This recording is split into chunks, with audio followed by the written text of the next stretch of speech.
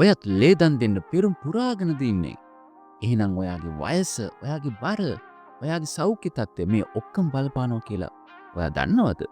මේ ඔක්කොම ගැන මම අද කතා කරනවා මේ අමුතු ඩොකා. මුලින්ම මෙච්චර කල් ලේ දන් දුන්න ඔයාලටත් ඒ වගේම ලේ දන් දෙන්න පෙරම් පුරාගෙන ඉන්න ඔයාලා ඔක්කොමලටත් හදපිරි ස්තුතියි පිරිනමනවා. මොකද ඔයාලා නිසා මේ ලංකාවේ ජීවිත ගණනාවක් බේරිලා තියෙනවා. ඉතින් ඉස්සෙල්ලා මම කතා කරන්නම් ඔයාගේ වයස ගැන. ලේ දන් දෙන්න ඉන්න ඔයාලගේ වයස අනිවාර්යයෙන්ම අවුරුදු 18ක් 60ත් අතර වෙන්න ඕනේ. විශේෂයෙන්ම මුලින්ම ලේ දන් දෙන්න ඉන්න එක්කෙනෙක් නම් ඔයාගේ වයස අවුරුදු 18ක් 55ක් අතර වෙන්නම ඕනි. ඒක තමයි අංක 1. ඊළඟට ඔයාගේ බර ගැන කතා කරනවා නම් ඔයාගේ බර කිලෝග්‍රෑම් 50 හෝ 50ට වැඩි වෙන්න ඕනේ. ඉතින් 50ට අඩු වුණොත් එහෙම වුණොත් ඉතින් බර වැඩි කරගන්නව ඇරෙන්න වෙන කරන්න දෙයක් නැහැ.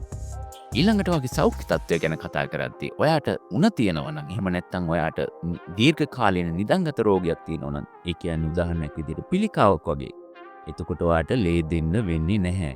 ඒ වගේම එදාට වෛද්‍යවරයෙක් අනිවාර්යෙන් ඔයාව පරීක්ෂා කරලා බලලා අවශ්‍ය කරුණු අහලා ඒ සියලුම දේවල් ඉෂ්ට වෙනවා නම් විතරයි ඔයාගෙන් ලේ ගන්නෙ. ඒ වගේම ඔයා ගර්භණී මාතාවක් නම් ඔයාටත් ලේ දෙන්න හැකියාවක් නැහැ. ඊළඟ කාරණය තමයි ඔයාගේ හැසිරීමත් මේකට බලපානවා. විශේෂයෙන් ඔයාගේ ලිංගික ජීවිතය. ඔයාටවත් ඔයාව ෂුවර් නැත්නම් ඔයාගේ හැසිරීම එච්චර හොඳ නැත්නම් කරුණා කරලා ලේ දෙන්න යන්න එපා. මොකද ඔයාගේ ලේ එක පුංචි දරුවාගේ ඉඳන් වැඩිමහල් පුද්ගලයා දක්වාම ලැබෙන්න පුළුවන්. ඉතින් ඔයාගෙන් තව කෙනෙකුට ආසාදනය ගියොත් ඒක ඔයාටත් හොඳ නැහැ. ඊළඟ කාරණාව තමයි ඔයා ළඟදි ටැටු එකක් හිටුවා නම් මාස 6ක් යනකම් ඔයාට ලේ දෙන්න වෙන්නේ නැහැ. ඊට වඩා වැදගත් කාරණාවක් තමයි ඔයා ළඟදි පිට රටකට ගිහිල්ලා ආවනම් විශේෂයෙන් මැලේරියා තියෙන රටකට ගියා නම් ඔයාට අවුරුදු 3ක් යනකම් ලේ දෙන්න වෙන්නේ නැහැ. ඒ වගේම ඔයා මැලේරියා නැති රටක් වුණත් මාස 3ක් යනකම් ඔයාට ලේ දෙන්න වෙන්නේ නැහැ. ඒ වගේම අමතක කරන්නේ නැතුව ලේ දෙන්න කලින් දවසේ රෑ හොඳට නිදාගෙන යන්න. ඒ වගේම තමයි උදේට කාලා යන්න.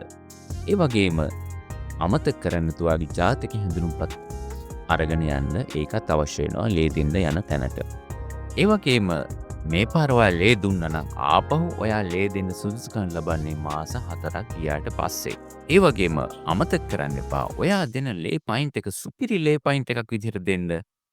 මේ කරුණු හැමදේම අව්‍යාජව වෛද්‍යවරයාට කියන්න.